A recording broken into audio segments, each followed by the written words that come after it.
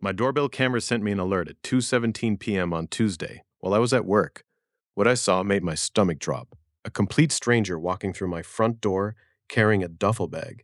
He unlocked my door with a key like it was his own house. I tore home.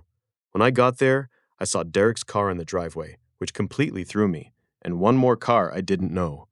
So I snuck in through the back door. I walked in, and I heard voices in the living room. Lena, Derek, and some other man. Lena said, once we are married, he will sign the power of attorney. We will move his inheritance on the 15th and disappear. Derek said, he still thinks we are best friends. This is going to be too easy.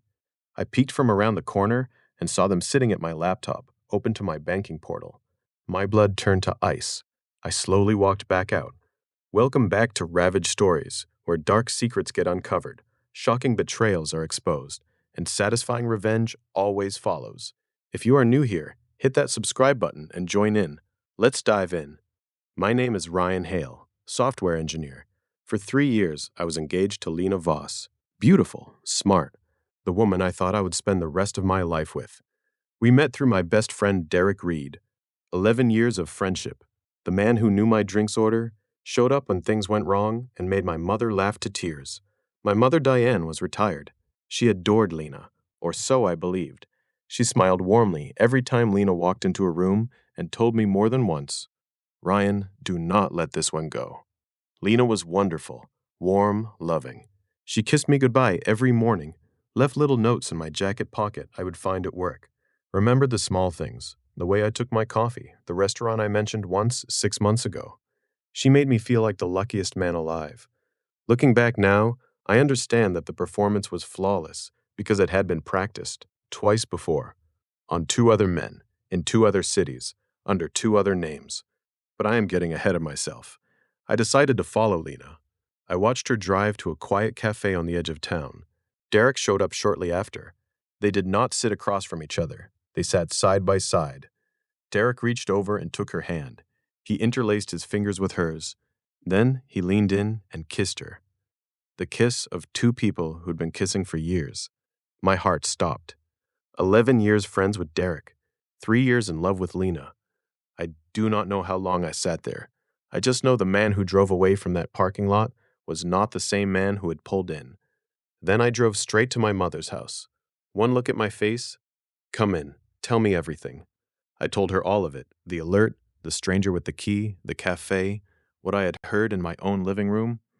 She picked up a legal pad from the counter, clicked her pen, and said, they picked the wrong family. Then she told me something she had never said before. She had never trusted Lena. She was too perfect, Ryan, in a way that felt calculated, like someone playing a part. She had 30 years as a paralegal. Go home, she said. Act normal. Do not change a single thing. Let me work. The first thing she found took 3 days. She called me on Thursday evening. Her voice was steady, the kind of steady that means what is coming is bad. Ryan, Lena Voss is not her real name. I need you to sit with that for a moment. 3 years of mornings, of coffee, of notes in jacket pockets, of hearing your name said by someone you loved. None of it was her name. She had done this exact con before.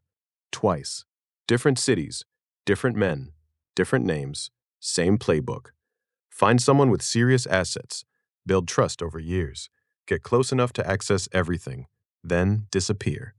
And Derek, my best friend, had been paid $15,000 to introduce us at that rooftop party. He was also promised 30% of my $9.4 million inheritance that they were after, the money my Uncle Paul left me. They had been together romantically the entire time, every dinner the 3 of us shared. Every time Derek looked me in the eye and asked how things were going with Lena, every time he told me I was lucky. He already knew exactly how it was going. He was managing it, and they had bugged my house to make sure nothing slipped through. While planning our wedding, Lena had suggested something I thought was one of the most thoughtful things she had ever done. A luxury cruise for my mother, right after the wedding.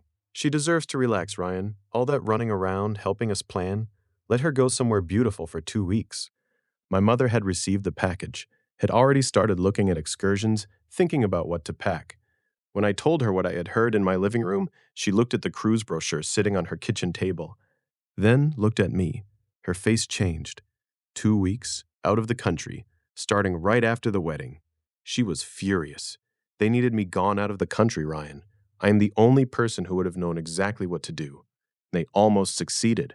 Over the next 7 weeks, my mother was building a case while I held everything together, long enough for her to finish it. Every evening I went home and performed. Smiled at Lena, answered Derek's texts, played the happy, clueless fiancé who had absolutely no idea what was coming. Meanwhile, my mother was pulling records, cross-referencing property filings, tracking digital footprints across 3 states under 4 different names, finding the 2 previous victims, locating the accounts, building 31 pages of evidence so airtight that when the time came, the lawyers would have almost nothing to say. She called me every few days with updates. One evening, I listened to Lena on the phone, voice low. Yeah, he still suspects nothing. After the wedding, it will be done in 48 hours. She sounded excited, happy. I told my mother. She said, good. Let her stay confident. Confident people get sloppy. Another evening, I sat in my car outside my own house, watching the lights inside. My phone buzzed. Derek, still on for the game Sunday? I stared at that text, then typed back, sure would not miss it. I went inside, had dinner, smiled across the table, and the next morning my mother called to tell me she had found the 3rd shell account, piece by piece. Then she called on a Sunday night. I have enough, Ryan. It is time. I chose the restaurant where Lena and I had our first date. I thought that deserved to mean something. My mother arrived before anyone else. Corner booth, cup of tea. Just a quiet older woman waiting for her family. Lena came, then Derek. They saw me smiling at the table and were completely at ease. We ordered, we talked. Lena reached across and squeezed my hand. I cannot believe we are almost married. I smiled. I cannot believe it either. During dessert, I placed my phone on the table and pressed play. The cafe footage first, then their living room talk. Their faces went white. I watched Lena specifically.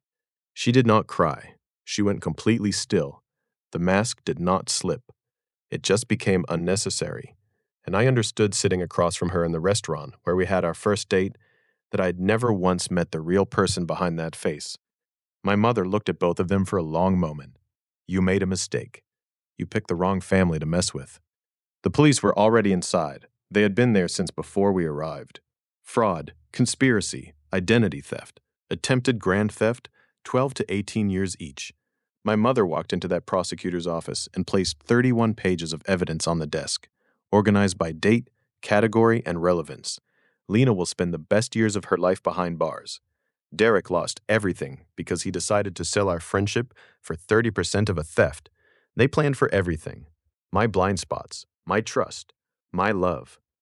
They planned for my mother to be somewhere in the Mediterranean, surrounded by ocean, completely unreachable when it all went down. They knew my mother was a retired paralegal. They just never realized how good she was. Some people love you for what you can give them. Others just love you. If you have someone like my mother in your life, tell them you love them today.